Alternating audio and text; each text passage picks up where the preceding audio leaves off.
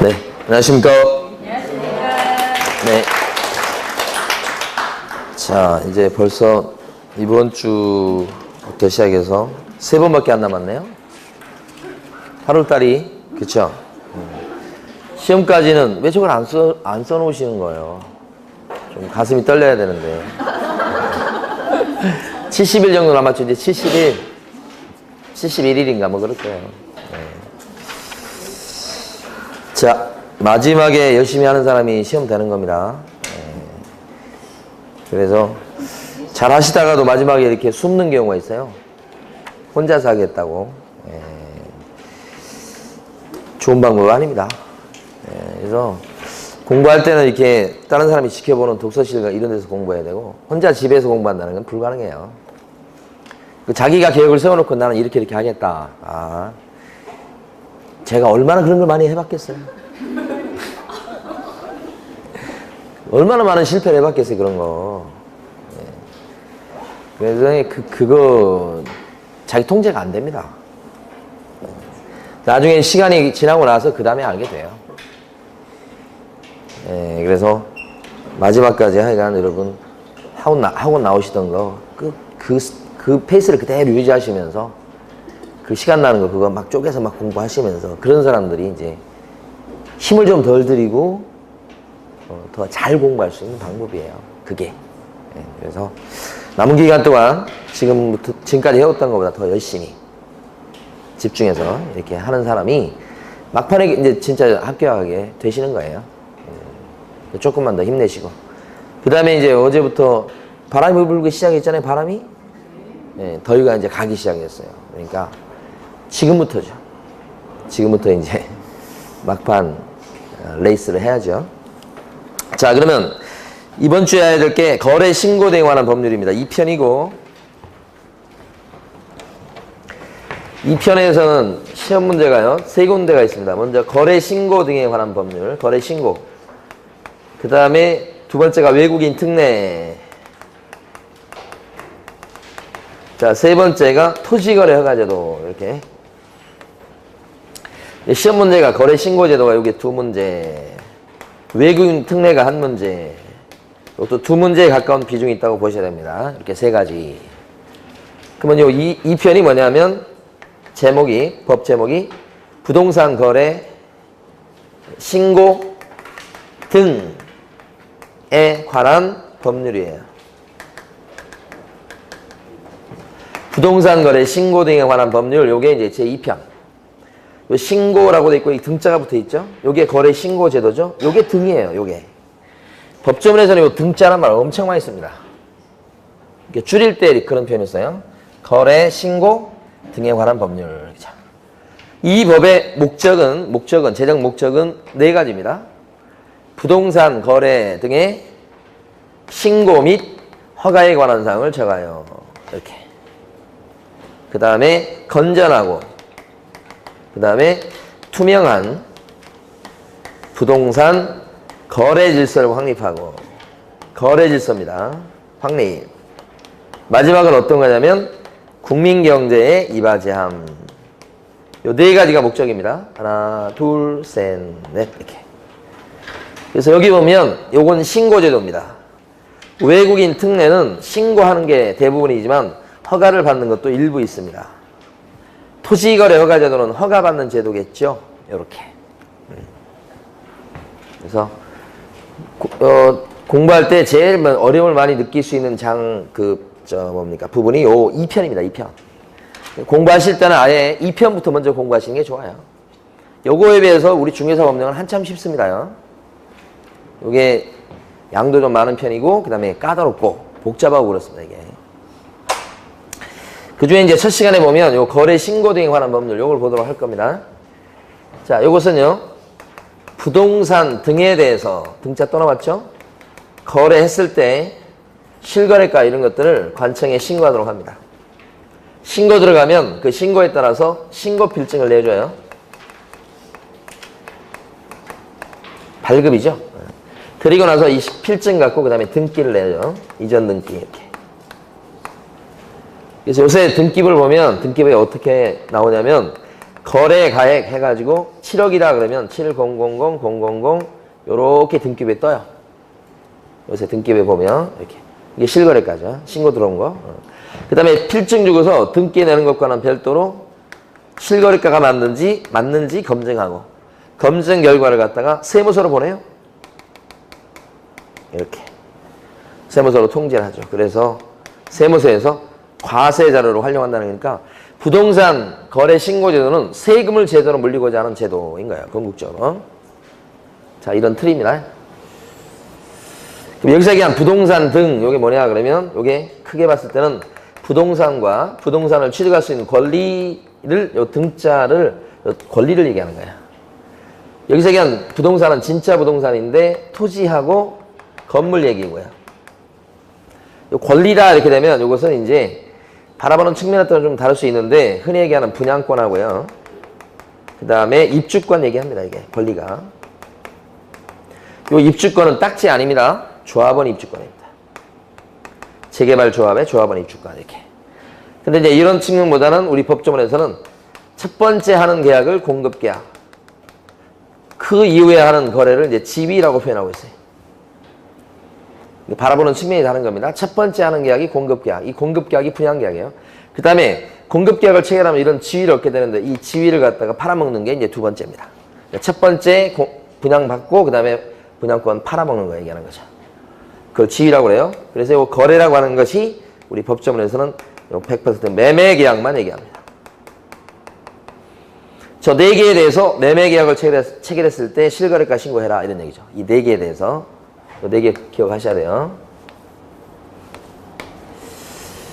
근데 이제 공급계약을 매매한다는 건 있을 수가 없어요. 그러니까 공급계약 요 말 안에는 매매가 포함되어 있는 겁니다. 요 공급계약이라는 표현 안에는. 자, 그러니까 중개대상 물건 중에 지금 보면 임목이나 그 다음에 광업재단, 공장재단 이런 것은 중개대상물에 들어가긴 하는데 이 중개대상물에 들어간 이런 것들은 거래신고 대상 물건은 아니다. 이게 2번 나온 거예요. 그 다음에 요 매매계약만 신고무가 있으니까 교환계약을 체결했거나 증여계약을 체결했을 때는 신고무가 안 생기는 거예요. 이 증여계약이 기출문제야.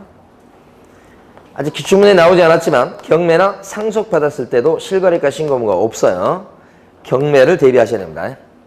경매 낙찰을 받았을 때 등기부에 요 금액이 뜨지 않는다는 뜻이에요. 자, 그 다음에 여기 신고는 60일 이내에 신고하도록 돼 있고 요거요. 근데 언제부터 60일이냐 그러면 계약서 쓴 날부터 60일이에요. 60일이 중요한 게 아니고 여기가 중요한 겁니다. 계약일. 잔금날 아니에요. 소유권을 취득한 날, 취득일도 아닙니다. 소유권 취득일은 여기죠. 등기는 요때. 여기서부터 60일에 신고하는 거 아니잖아요. 계약일로부터 60일. 신고는 신고관청에 가서 해요. 이게 부동산 등 소재지 관할 시정군수 구청령을 얘기하니까 언제나 조심할 것은 자, 등록관청에 가서 실거래가 신고한다고 생각하시면 안 됩니다. 신고는 누가 하느냐? 신고는 신고 의무가 거래 당사자가 직거래했을 때는 거래 당사자가 신고 의무가 있고 이게 매도인과 매수인 얘기하는 거야. 그게 아니고 중간에서 부동산 사장님이 계약서를 써준 경우는 개업공인중개사가 신고 의무가 있으니까 여기가 있든지 아니면 여기가 있어요. 근데 현실적으로는 이런 경우는 드물 거니까 개공이 주로 신고하고 나중에 여러분이 사무실 오픈하시면 여러분의 의무가 돼요. 그러니까 등록관청에 신고하는 거 아니라는 거. 자격증을 땄음에도 불구하고 부동산 사장님이 돼가지고 실거래가 신고를 여기 가서 하겠다고 하시는 분도 계세요. 잘못된 거예요. 신고관청에 가서 한다는 거예요. 꼭 기억하시고. 이때 당사자가 신고할 때는 원칙적으로요. 공동신고가 원칙이에요. 공동신고는 신고서에다가 공동으로 서명 또는 난의를 한다는 거예요. 부동산 거래 신고할 때는 법정서식을 통해서 해요. 그 법정서식의 이름이 부동산 거래계약 신고서예요. 이름이. 그 부동산 거래계약 신고서는 종이로 된 것도 있고요. 그 다음에 전자문서로 된 것도 있는데 전자문서 요거 컴퓨터 화면이라고 보시면 돼요. 종이로 이것도 가능하고요. 컴퓨터 화면으로도 가능하다. 인터넷을 통해서 이렇게. 그때 이제 공동신고는 여기다가 매도인 A 서명 또는 날인 이렇게 매수인 B 해가지고 서명 또는 날인 이렇게 해서 둘 다 서명 또는 날인해서 제출한다. 그게 공동신고. 자, 근데 중요한 것은 단독 신고할 수 있는 예외적인 경우가 있다는 게 중요하죠. 단독 신고. 두 가지 경우가 있습니다. 단독 신고는. 하나는 일방이 거부했을 때 일방이 신고를 거부했을 때 그때 단독 신고할 수 있도록 한다. A만 서명 또는 날인해서 대신 이때는 신고사항에 대해서 여기 적혀있는 신고사항에 대해서 신빙성이 떨어지다 보니까 자, 추가 자료를 내도록 합니다. 그게 뭐냐면 요게 중요하죠. 거래계약서 원본을 냅니까? 사본을 냅니까? 사본을 내도록 돼 있다. 원래 실거래가 신고할 때는 계약서 원본이 됐든 사본이 됐든 원래는 안 냅니다요. 응? 요것만 적어내는 거야. 그런데 일방이 거부해서 단독 신고하는 이런 경우는 낸다는 거지. 또 한 가지는 당사자 중 일방이 국가 등인 경우 있죠. 이럴 경우에도 어떻게? 국가 등인 경우에도 국가 등이 단독 신고하는 거야. 국가 등이. 요 단독 신고하는 요 부분이 이제 시험에서는 중요해 보이고요. 최근에 생긴 거죠. 벌써 나왔습니다, 작년에. 자, 근데 대부분은 개공이 신고하는 거예요.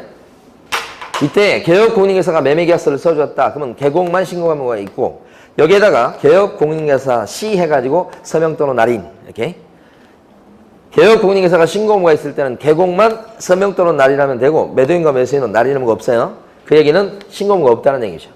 누가 신고해야 됩니까? 그러면 누가 날인해야 됩니까? 이거 같은 뜻이야. 개공만 날인합니다. 당사자는 신고가 없어요. 두 번째, 신고하는 방법이 어떻게 되느냐? 크게 방법은 두 가지. 직접 제출하는 방법이 있고, 직접 제출. 자, 또 한 가지는 남이 대신 갖다 내주는 방법이 있어요. 그 제출 대행. 그럼 직접 제출한다 그러면 종이로 된 거 내는 방법도 있고, 아니면 전자문서, 이것도 있고. 둘 다 인정이 돼요. 근데 이렇게 남이 대신해주는 제출 대행이 인정이 되는데, 이럴 때는 전자문서로 할 수 있나요?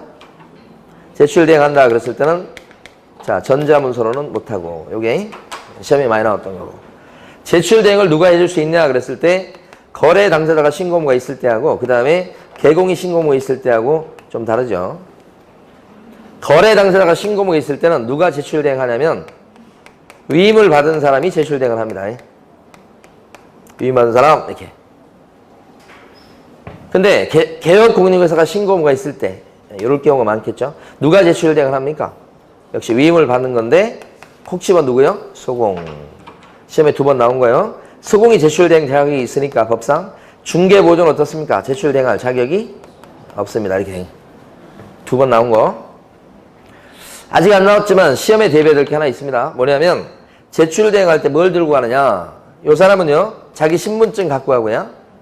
요 사람이 써준 위임장 써가지고 가고요. 네, 그 다음에 이 사람의 그 신분증명서 사본을 복사해서 가져가야 됩니다. 신분증명서를 복사해서.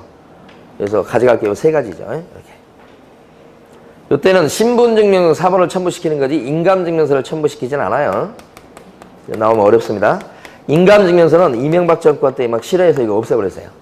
대신에 신분증을 복사해서 거기다 사인해요. 서명. 그걸 바뀐 거예요. 이거보다 더 중요한 것은 개공을 대신해서 소공이 제출 대행할 때 그때는 소공의 신분증만 딱 갖고 가면 됩니다.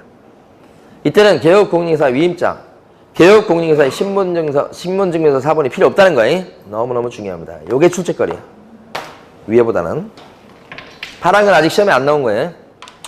그 다음에 부동산 거래 신고할 때 법이 요구하는 신고사항이 있다. 단계적으로 보면 신고사항이 5가지가 될 때가 있고 7가지가 될 때가 있고 9가지가 될 때가 있고 이렇습니다. 자, 부동산 거래 신고사항을 반드시 암기를 해두셔야 돼요. 암기하실 때는 부인들이 절에 오는 날에는 실제로 중이 좋아합니다. 이렇게 부인들이 절에 오는 날에는 실제로 중이 좋아합니다. 부동산 거래 신고사항인데 요게 부동산에 관련된 세부적인 그런 물적 사항들이에요. 부동산의 소재, 지번, 지목, 그 다음에 면적, 그다음에 부동산의 종류. 이 세부적 내용을 암기 안 하셔도 괜찮습니다. 틀리게 안 됩니다. 부동산에 관련된 일반적인 물적 사항이라 이렇게 기억하시면 되고, 그 다음에 인적 사항요. 인적사항 그러면 주소, 성명, 주민등록번호, 전화번호, 국적, 휴대전화번호 그런 거 얘기한 거예요. 날짜는 날일, 일자 들어간 거 세 가지죠. 계약일, 그 다음에 중도금 지급일, 중도금 날짜, 그 다음에 잔금 지급일, 잔금 날짜 이런 거예요. 이런 것이 이제 부동산 거래 신고사항 세 번째 거, 일자 들어가는 거. 자, 네 번째가 실제 거래 가격, 실거래가입니다. 참고로요, 뭐가 있냐면 우리 법조문에 나온 거 보면 거래 예정 금액이라는 게 있고요. 거래 금액이라는 게 또 있고요. 그 다음에 실제 거래 가격, 요 세 가지 표현이 나옵니다. 실제 거래 가격. 줄여서 이 실거래가라고 얘기하는 거예요. 실거래 가격. 이렇게. 이 예자를 따서 암기한 건데, 예정가 요것은 여러 군데 나옵니다. 일반 중개계약서에도 나옵니다. 기재사항으로. 일반 중개계약서. 여기도 나오고. 그 다음에 예정 금액은 정보 공개할 내용에도 나옵니다. 정보 공개할 내용. 또 한 가지는 확인 설명사항에도 나옵니다. 그리고 확인 설명서에도 기재하는 거에 나옵니다. 확인 설명서 기재사항도 됩니다. 많죠? 예정 금액은. 거래 금액은 어디에 나옵니까, 이건? 합의된 금액 얘기하는 거 아니에요? 자, 거래계약서에 나옵니다. 거래계약서 필요기사항 암기하셨어야 돼. 그게 거래 금액이 나오죠. 금자를 따서 암기한 거예요. 실제 거래 가격은 어디에 나옵니까? 부동산 거래 신고사항. 응? 그러니까 부동산 거래 신고사항에 거래 금액이라고 나오면 틀리겠죠? 기출문제입니다, 그게. 옛날이지만.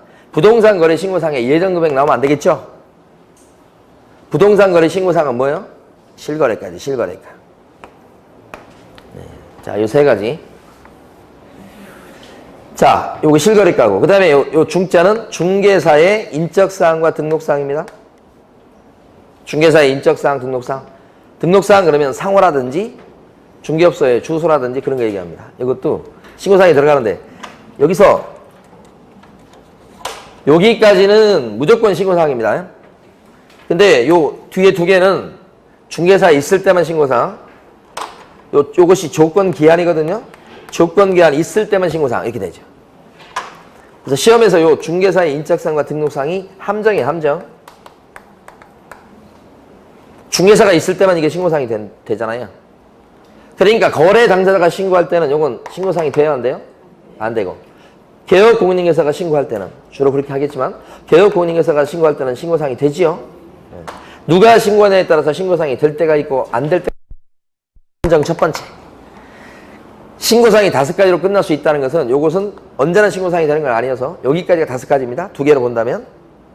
여기가 5번, 여기 5가지. 그런데 요게 있다면 7가지가 되는 거지. 그 다음에, 자, 조계사 입구라고 추가적으로 암기하셔야 돼. 조계사 입구. 조계사 입구에 이런 낙서가 되어 있다는 뜻이에요. 조가 뭐고 입자가 뭐예요? 자금 조달계. 그 다음에 요 입자는 입주계. 자, 출제가 유력한 게 요겁니다. 자금 조달계획과 입주계획 요 두 가지를 갖다가 부동산 거래 신고사항으로 추가되는 경우는 언제냐면 이렇게 기억하시라고 했어요. 3억 이상 과열 주택일 때 그렇다. 액수가 3억 이상이에요. 투기 과열 지구에 들어가야 돼요. 주택일 때만 그렇습니다. 이 세 가지 요건을 몽땅 갖췄을 때 추가 신고사항이에요. 그러니까 만약에 실거래가가 7억이에요. 투기 과열 지구에 들어가요. 근데 상가다 그러면 어때요? 요건 신고사항이 아닌 거예요. 투기 과열 지구에 들어갑니다. 주택이 아파트예요. 2억입니다. 실거래가가. 그러면 신고사항 아니죠, 이것도? 세 가지를 몽땅 갖춰야 되는 거예요. 출제 유력입니다. 예? 그러니까 신고사항을 갖다가 물을 때 여기가 함정, 또 여기가 함정이에요. 예? 어떻게 문제 지문을 구성하느냐에 따라서 신고사항이 막 왔다 갔다 합니다, 이거. 특히 여기 중요합니다. 이때요, 자금 조달계획과 입주계획은 이건 누가 제출하는 거죠, 사실? 자금 조달계획이나 입주계획은 이건 사실 그 전에 누가 이 정보를 알고 있어요? 당사자 중에서도 매수인이 아는 거죠. 그때 매수인은 이걸 갖다가 자기가 직접 매수인이 남이 보는 거 싫으면 자기가 직접 내는 방법이 하나 있고 또 한 가지 방법은 신고 의무자한테 자료를 줘가지고 신고 의무자가 신고할 때 같이 내게 하는 방법이 있어요. 두 가지 방법.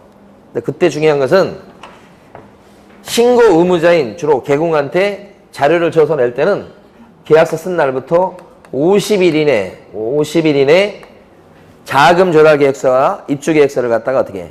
신고 의무자한테 주는 거예요. 그래야 여태까지 신고할 거 아니에요. 60일 내에. 네, 그러니까 자기가 직접 제출한 게 아닐 때는 신고 의무자한테 요 자금 조달 계획서하고 입주 계획서를 갖다가 계약서 쓴 날부터 언제까지 주라고요? 50일. 요거 출제 가능성이 높아요. 50일 내 줘라. 60일이 안 해요. 자, 부동산 거래 신고 사항까지 받고 그 다음에 여기 보면 신고 들어가면 신고 관청은 이것저것 따져봐요. 신고 내역을 조사해서 혹시 요 신고 사항으로 적혀야 될 게 빠진 게 있을 때는 채우라고 합니다. 다 기재가 돼 있을 때는 신고 필증을 주죠. 언제까지 줍니까? 즉시입니까? 지체 없이입니까? 지체 없이 발급. 이렇게 되면 검인받은 것으로 뭐예요? 의제. 이렇게 되죠. 등기 치고요. 그것과는 별도로 검증을 합니다. 검증하는 사람이 누구죠? 검증하는 사람 세무서장입니까? 국장입니까?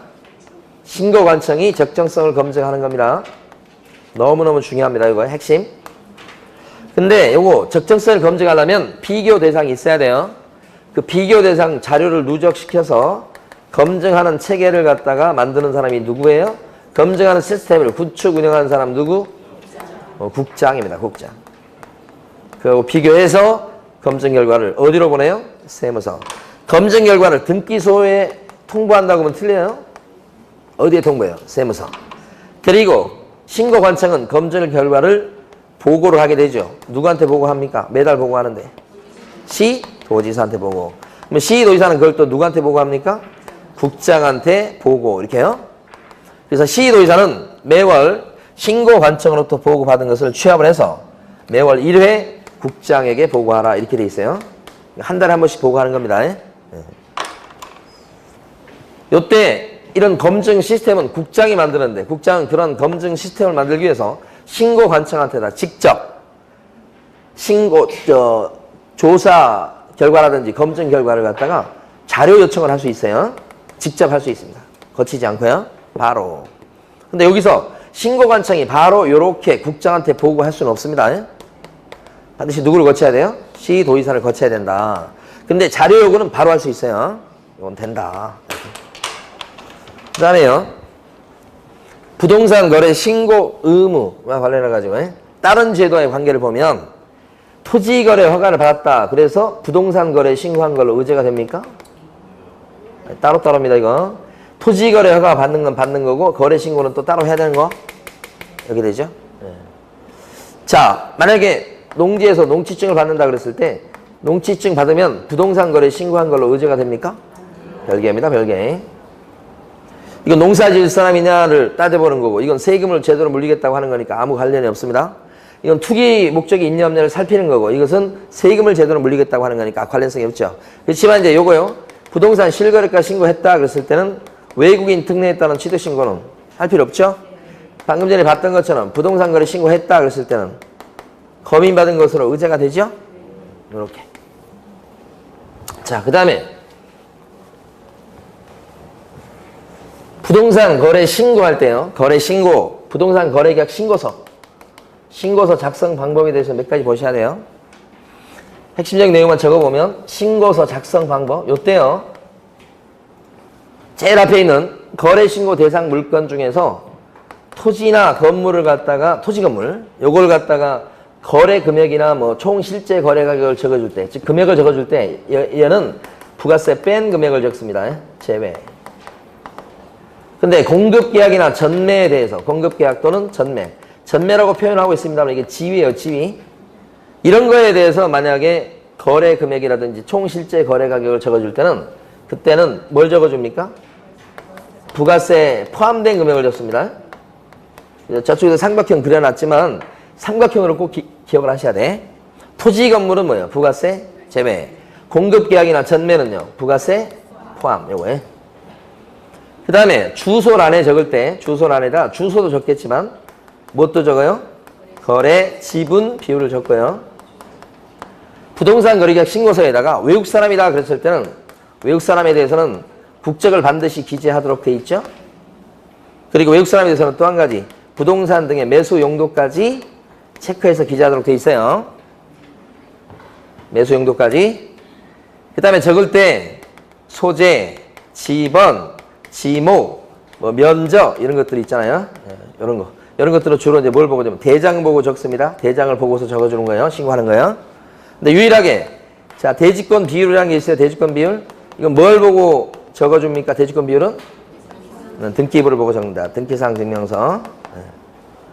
그 다음에 면적 적을 때 자 집합건축물일 때는 무슨 면적을 적습니까? 집합건축물일 때는 전용 면적. 공용 면적은 들어가지 않고요. 그 다음에 기타 그 밖의 건축물일 때는 단독 건물 이런 거요. 연면적을 적죠. 집합건축물일 때는 무슨 면적요? 전용. 나머지 물건은 나머지 건축물은 연면적을 적는다. 이런 거. 그 다음에요. 공급계약 전매 요거 있잖아요. 공급계약 전매다 그랬을 때 이 공급계약 전매 여기에 적어주는 그것은 뭐냐? 요거 적어줄 때 금액을 적어줄 때 세 가지가 있어요. 공급가액 또요. 옵션비용 또 하나 더 있는데 추가 지불액 요 세 가지를 적어줍니다. 추가 지불액 이렇게. 근데 공급계약 전매가 아니고 종전부동산 이렇게 나와요. 재개발 조합 종전부동산일 때는 뭘 적어주죠? 그랬을 때 여기 적어주는 게 권리가격이 나오죠. 그다음에 또 뭐가 있어요? 추가 지불액 이렇게. 이런 걸 적어줍니다. 그죠? 네. 자, 그래서 신고사항과 관련된 내용까지 봤습니다. 자, 이제 문제를 보도록 합니다. 이제 맞추셔야 됩니다, 이제는. 216페이지 1번 문제를 풀어보십니다. 216페이지 1번.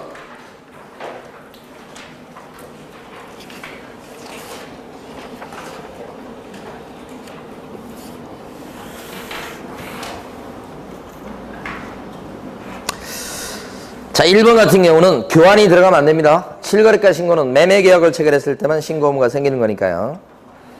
자, 2번은 30일 이내가 아니고 60일 이내. 뒤에 나와 있는 부동산 소재지 관할 시장구조 구청장은 맞는 겁니다.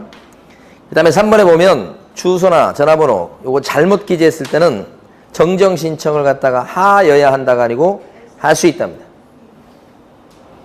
4번은 맞는 거고요. 누락되면 보완하게 할 수 있고요. 5번 질문은 계약이 무효가 됐을 때는 해제 등 신고서를 작성해서 제출 이것도 할 수 있답니다. 자, 그래서 4번이 맞는 거고요. 여기서 추가 설명을 좀 드려봅니다. 뭐가 있냐면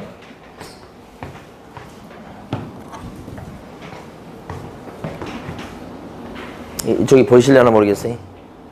뭐냐면 거래했을 때 거래 신고하는 게 있고요. 이건 매매 계약이 체결되었을 때 하는 겁니다. 이렇게. 그 다음에 정정 신청이라고 있어요. 정정 신청은 잘못 기재했기 때문에 그걸 고치는 거. 오기라고 하는 게 있죠. 그게 정정 신청입니다. 그 다음에 뭐가 있냐면 변경 신고라는 게 있습니다. 변경 신고는 잘 기재했습니다. 잘못 기재한 게 아니고 잘 기재했는데 나중에 내용이 바뀐 겁니다. 이게 변경 신고. 자, 계약이 체결되었다가 계약이 깨졌을 때 하는 신고가 해제 등 신고입니다. 이렇게. 그러니까 계약이 무효가 되거나 또는 취소가 되거나 또는 해제가 되었을 때 하는 신고가 해제 등 신고. 이렇게. 그래서 신고 이렇게 해보면 이렇게 네 종류가 있다고 볼 수 있어요. 이렇게. 네 가지. 체결되었을 때 하는 신고가 거래 신고. 근데 이것은 반드시 뭐예요? 하여야 한답니다. 하여야 한다. 의무사항. 그러니까 이거 안 하면 과태료 물리겠죠? 그러니까 과태료 같은 게 있다 해봐요. 그 다음에 정정신청. 여기서부터 여기까지는 어떻습니까? 필요하면 정정신청 할 수 있다. 그 다음에 변경신고도 뭐예요? 할 수 있다. 해제 등 신고도 할 수 있다. 세금을 안 물고 싶으면 해제 등 신고를 할 수 있다. 이렇게 하는 거예요. 그래서 요 세 가지가 이제 비교가 됩니다. 사실은. 근데 그 중에서도 이제 시험에서는 해제 등 신고에 대해서는 할 수 있다는 것만 2번 물어봤습니다. 그리고 정정신청과 변경신고에 대해서 2개 비교하는 내용이 시험문제, 기출문제 2번 나왔어요. 2번 나왔는데 정정신청은 일종의 하찮은 것들을 바꾸는 겁니다. 약간 잘못 적은 거 고치는 정도입니다. 제일 약한 거예요. 어떻게 보면. 변경신고는 잘 적었는데 내용이 사후적으로 바뀌어서 이거 다시 이제 변경신고하는 건데 이 변경신고하는 요 내용을 기억을 해 두셔야 돼. 여기를. 그러니까 변경신고할 수 있는 것은 어떻게 이제 여러분들 암기하시냐면 지면, 선거에서 지면 당의 이름이나 이것을 조금 변경한다. 이렇게 암기하시면 돼요. 선거에서 졌잖아요. 그러면 당 이름 같은 걸 조금 바꾼다고요. 그래서 지면 조금 변경이다. 이렇게. 지자가 뭐냐면 거래 지분 비율 그걸 얘기합니다. 면자는 뭐예요? 면적이에요. 면적. 조가 뭐예요? 조건기한.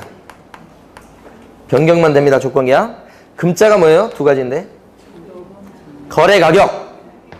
돈이요. 돈. 금자는 거래 가격이 있고 또 한 가지는 뭐예요?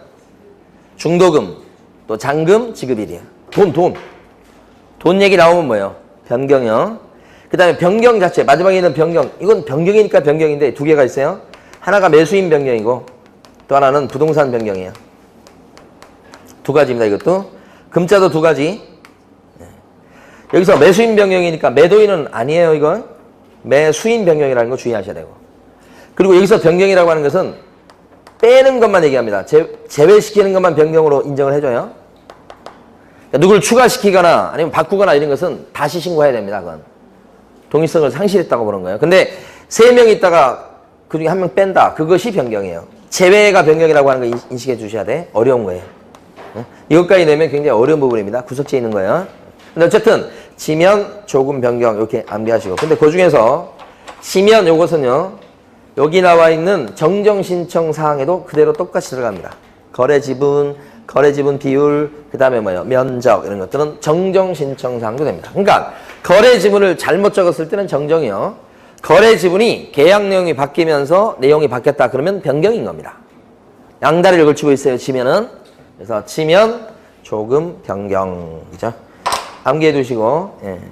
그러니까 이제 5번 같은 경우는 무효예요. 무효. 그러니까 해제 등 신고서를 갖다 제출할 수 있다. 해야 되기 때문에 5번이 틀린 겁니다. 자, 오른쪽에 있는 3번 문제 풀어보시고.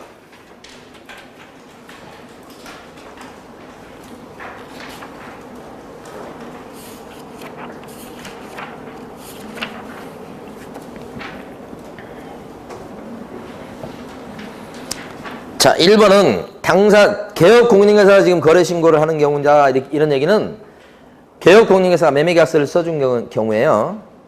이럴 때는 당사자는 신고무가 없다고 그랬습니다. 그러니까 당사자는 신고무가 없기 때문에 서명 또는 날인할 의무가 없게 됩니다. 1번 틀렸고요. 2번은 당사자 중 한 명의 위임을 받은 자가 이를 대행할 수도 있다. 이게 제출 대행하는 거죠. 위임 받아가서 할 수 있는 겁니다. 그 다음에 3번이 틀린 게 국장이 뭐 보완하게 하거나 뭐 이렇게 자료 제출 요구하거나 이렇게 할 수 있는 게 아니고 누가 할 수 있습니까? 신고관청이요. 요겁니다. 신고내역 조사. 요 부분입니다. 지금. 국장이 아니고 누가 보완하게 할 수 있어요? 신고관청. 그러니까 신고관청은 신고사항이 누락되어 있거나 정확하지 아니하다고 판단되는 경우는 신고한 사람한테 신고 내용을 보완하게 하거나 신고사항의 사실 여부를 확인하기 위해서 소속 공무원으로 하여금 당사자나 개업공인중개사에게 계약서 등 관련 자료의 제출을 요구하는 등 필요한 조치를 할 수 있다. 이게 누구요? 신고관청. 4번은 틀린 게 전자문서에 의해서는 대행할 수가 없어요. 아까 이거 보면 제출대행이라 그랬을 때 제출대행 할 때는요. 전자문서로 못한다고 그랬죠. 예. 그 다음에 5번도 보면 전자문서로 하고자 했을 때 신분증명서를 직접 시장군수구청장한테 내보인다. 이게 무슨 말이에요? 화면을 통해서 하는데 거기서 어떻게 신분증을 보여줘요? 보여줄 수가 없잖아. 이때는 이제 뭐예요? 공인인증서 같은 걸 해가지고 본인 신분을 확인하게 되는 것이지 뭐 신분증 보여줄 문제가 아니죠. 네, 그래서 5번도 틀렸습니다. 정답은 2번이요. 4번 문제 풀어보시고.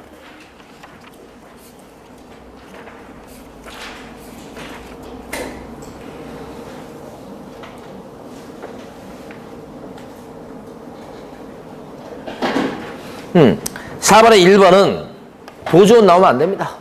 제출 대행 해줄 수 있는 자격은 소공한테만 있기 때문에. 그리고 언제나 1번 이런 지문 나오면 A 또는 B 이런 게 나오면 둘 다 맞는지 꼭 확인하는 습관을 들이셔야 돼. 출제한 사람의 그 출제 수법입니다. A 또는 B 그러면 주로 뒤에 게 많이 틀리죠. 그 다음에 2번 같은 경우는 맞고, 3번 지문은 5일 내에 발급해 주는 게 아니고 해제 등 신고 들어가면 확인서를 갖다 어떻게 발급해 주죠? 지체 없이죠. 여기서 이제 확인해 볼 게 요 네 가지는 전부 다 공통점이 있는데, 그게 뭐냐면 이 네 가지는 전부 다 서명 또는 날인해서 하는 겁니다. 네 가지는 전부 다. 그 다음에 이 네 가지는 전부 다요, 지체 없이 발급이 되는 겁니다. 지체 없이. 이게 공통점입니다. 뭐가 됐든 간에 지체 없이 발급. 서명 또는 날인. 거래 신고제도의 공통점이야. 그래서 3번에 보면 5일 이내가 아니고 뭐예요? 지체 없이 발급 이렇게 되고요. 4번 지문은 대금, 요걸 통해서 알아두세요. 제일 이제 마지막에 보면 이 한번 정리할 때가 있을 거예요. 4번에 보면 대금 지급 증명 자료를 제출 안 했다. 그러면 3천만 원 이하의 과태료입니다. 500만 원 이하가 아니고 3천과. 5번은 소공이 제출 대행할 때는 개업공인중개사의 위임장 뭐 이런 거 필요합니까? 필요 없죠? 5번 틀린 거예요. 6번 풀어보십니다.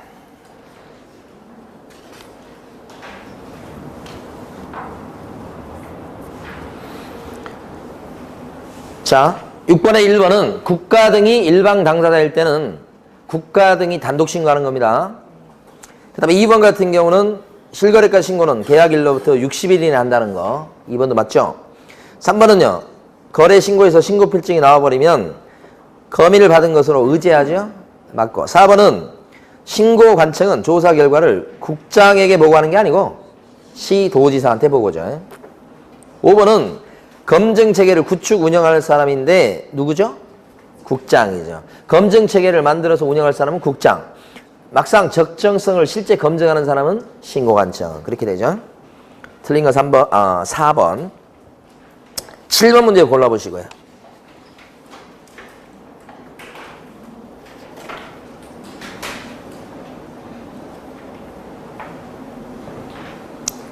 답이 몇 번이에요? 1번이죠. 당사자가 신고한다 이렇게 됐으니까 개공은요 없어요. 아예 존재하진 않아요. 그러니까 1번이 신고사항에서 빠지는 거죠. 나머지는 다 신고사항이 들어가는 것들. 그 3번 같은 경우에 보면 실제 거래 가격이라고 하셔야 돼. 3번 지문 끝에 이걸 뭐 거래 금액이다 이렇게 하면 틀리는 거예요. 실거래가 이렇게 신고하는 겁니다.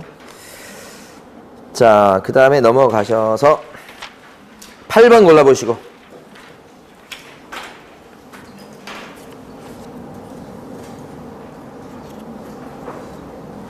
답 몇 번요? 5번이죠. 예정금이라고 그러면 예정금액이라고 하시면 안 돼요. 실거래가라고 하셔야 돼요. 9번 골라보시고.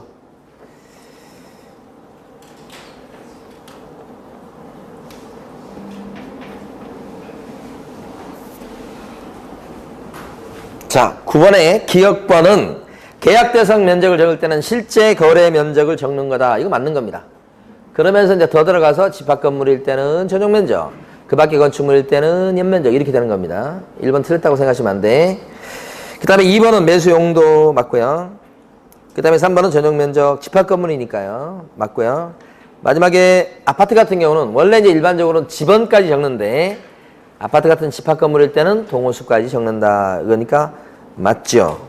다 맞는 내용이죠? 오른쪽에 10번 문제가 기출 문제입니다. 풀어보십니다.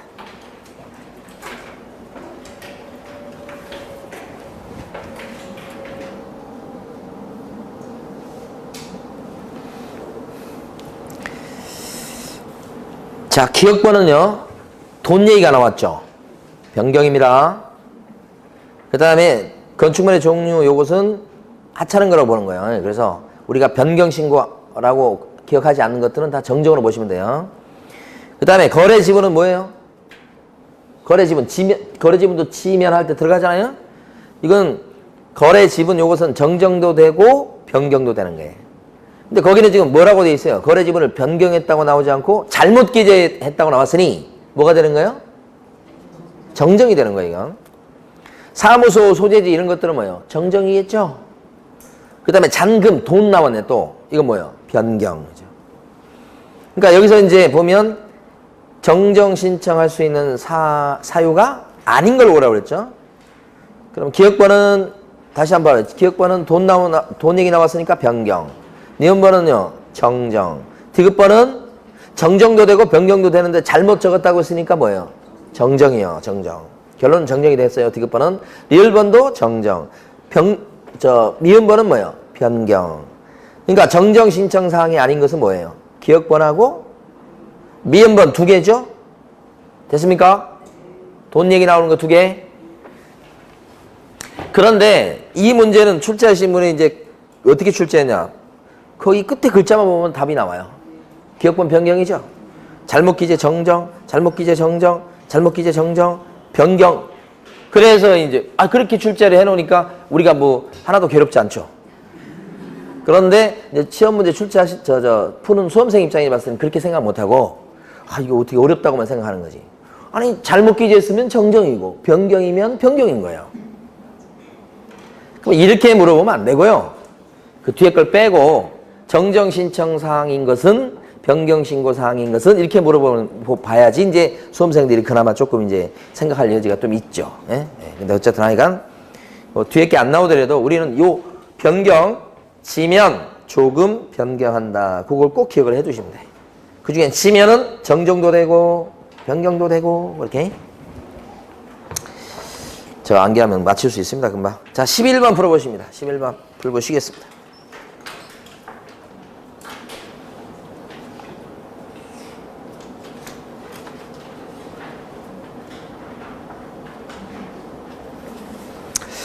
자 11번에 1번은 거래신고 대상은 4가지인데 일단 법조문은 부동산과 부동산을 취득할 수 있는 권리다 이렇게 돼 있어요. 더 들어가면 이제 부동산 중에 토지건물이 있고 권리 중에는 공급계약과 지위가 있는 거야. 2번 지문은 도정법에 따라서 관리처분계획 인가로 인하여 취득한 입주자로 선정된 지위에 대한 매매계약을 체결했을 때 지위에 대한 매매계약 이게 전매죠. 그게 거래신고 대상이 돼요. 여기서 한 가지 암기하실게요. 요거요. 여기서 얘기한 공급계약이다 그러면 이 공급계약은 7가지 법에 근거해서 공급계약을 체결했을 때만 신고하도록 돼 있다. 공급계약을 체결한 그 근거 법률 7가지가 뭐냐? 그러면 이것도 작년 시험 문제 나왔던 겁니다. 도시, 공공주택, 분양산업은 신고해야 됩니다. 이렇게 도시, 공공주택, 분양산업은 신고해야 됩니다.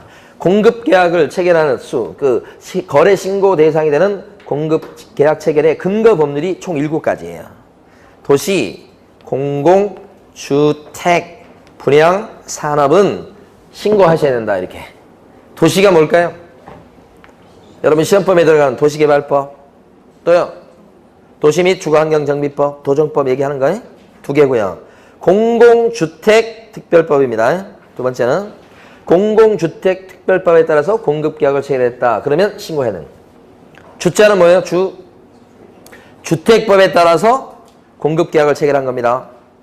그 다음에 택자는 뭐예요? 작년에 한 문제로 나왔다니까. 택자가 뭐예요? 택지개발촉진법에 따라서 공급계약을 체결한 거예요. 그 다음에 분양은 뭐예요? 건축물 분야에 관한 법률. 이렇게. 그 쓰고 계신 거예요 지금? 옆에 있는 뭐예요 이거?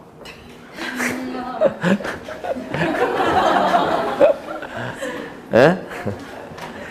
그 다음에 요거 뭐예요? 요거 산업은? 산업 입지 및 개발에 관한 법률. 요거잖아요, 요거. 산업 입지 및 개발에 관한 법률. 7가지요. 그런데 2번 지문은 도정법에 따라서 관리처분 계획 인가로 인해서 취득한 입주자로 선정된 지위니까 여기에 들어가는 겁니다. 여기. 그러니까 공급계약을 체결한 지위를 매매하게. 거래신고 해야지. 그 다음에 3번. 주택법 또는 택지개발촉진법에 따라 조성한 택지를 공급할 수 있는 권리에 관한 매매계약. 그죠? 그게 권리에 관한 매매계약이 뭐예요? 택지개발촉진법이잖아요. 공급계약을 체결한 지위에 대한, 권리에 대한 매매계약. 그죠? 요게 요리 그대로 넘어가는 겁니다. 3번을 맞고 4번. 시도의사는 신고관청에 보고한 신고 내용에 대한 조사 결과를 매월 1회 누구한테 보고한다? 국장에게. 잘 보셔야 돼요. 4번. 누가 지금 보고한다는 거예요? 신고관청이 보고한다는 거예요? 시도의사가 보고한다는 거예요? 시도의사예요. 그러니까 맞는 거래요. 신고관청이라고 체크하시면 안 돼. 5번 토지거래 계약에 관한 허가 받더라도 부동산 거래 신고는 또 해야 되겠다. 맞죠? 다 맞는데? 아, 신고 대상이 아니다라고 했는데 끝에가. 네, 그럼 틀린 거죠? 신고 대상이다 하셔야지. 됐습니다. 쉬겠습니다.